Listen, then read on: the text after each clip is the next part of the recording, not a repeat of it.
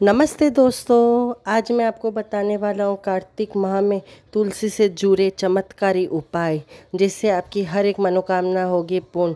यदि आपके विष्णु भगवान इष्ट है तो इनको मनाइए, तुलसी से होगी, तुलसी माता करेगी आपकी हर एक काम पूर्ण। तो चलिए जानते हैं कैसे कौन से जुड़े उपाय करने से होंगे आपके हर एक मनोकामनाएँ पूर्ण। कार्तिक माह में भगवान विष्णु को समर्पित है। ऐसे में इस महीने में तुलसी की पौधा की आराधना करना विष्णु भगवान को अति प्रिय होता है और साथ ही सब पापों का नाश होता है। अगर आप इस महीने तुलसी के पौधे पर नियमित रूप से तिल के तेल का दिया जलाए तो इससे आपकी आर्थिक तंगी दूर होगी और आपको धन का लाभ होगा। कार्तिक माह में भगवान विष्णु और तुलसी दोनों की पूजा की अर्चना की गई है और उत्तम माना जाता है, और भगवान विष्णु की पूजा में तुलसी अर्पित किया जाता है, काफ़ी शुभ होता है। इसलिए इस माह में विष्णु जी की पूजा के दौरान उन्हें तुलसी दल ज़रूर अर्पित करें। साथ ही में विष्णु जी को हर भोग में तुलसी का पत्ता ज़रूर डालें, क्योंकि उसके बिना ना विष्णु भगवान का भोग अधूरा माना गया है। कार्तिक माह में रोजाना गाय को कच्चे दूध और गंगा जल से स्नान कराए। ऐसा करने से माता महालक्ष्मी प्रसन्न होती है, जिससे कि व्यक्ति को कभी धन की कमी नहीं होती है। चौथा उपाय, भगवान विष्णु को तुलसी अति प्रिय है और भगवान विष्णु के लिए कोई भी भोग तुलसी के बिना अधूरा माना जाता है।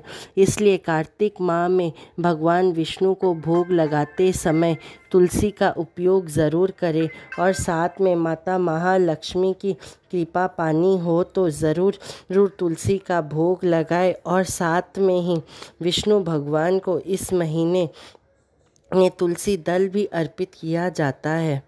पांचवा उपाय, कार्तिक माह में तुलसी के पौधे का विशेष महत्व माना गया है। इस दिन यदि आप परिक्रमा की जाए तो इससे आपके कई जन्मों के पाप कट जाते हैं। तो यदि आप जिसमें की पूजा करते समय 7, 11, 21, 51, 108 नहीं तो 1100 परिक्रमा माना गया है।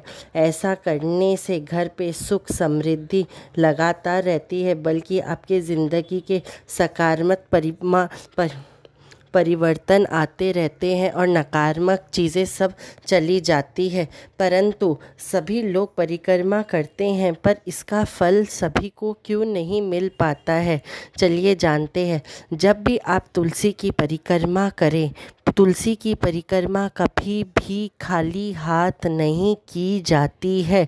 तो कार्तिक के माह में विशेष महत्व बताई गई है कि तुलसी की परिक्रमा करते समय ही आपको अपने हाथ पे तुलसी पत्ते रखने चाहिए। एक परिक्रमा में तुलसी की पौधे में ही तुलसी का पत्ता चढ़ा देना चाहिए। ऐसा करने से आपको सुख समृद्धि मिलती है और माता महालक्ष्मी और तुलसी मैया का कृपा मिलता है।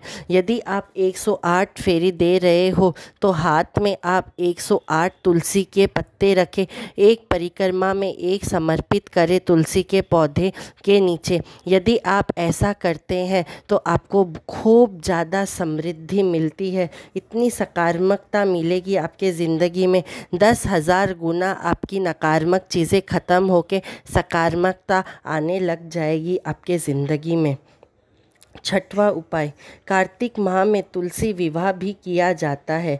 इस दिन तुलसी पूजा करने के साथ तुलसी पर सुहाग का सामान भी सुहागने ने समर्पित करती है, जैसे चूड़ा, सिंदूर, बिछिया, पायल, बिंदी, शीशा, काजल, आलता समेत अन्य सुहागन की सामग्री अर्पित की जाती है। इसके अलावा तुलसी पर लाल चुनरी चढ़ाया जाता है। मान्यता है ऐसा करने से जिनकी शादियां नहीं हो रही उन्हें ऐसे करना चाहिए। हर एक लड़की जिसकी शादी नहीं हो रही, काफ़ी ज़्यादा रुकावटें आ रही है, उन्हें तुलसी मैया को एक तुलसी चुनरी चढ़ानी चाहिए।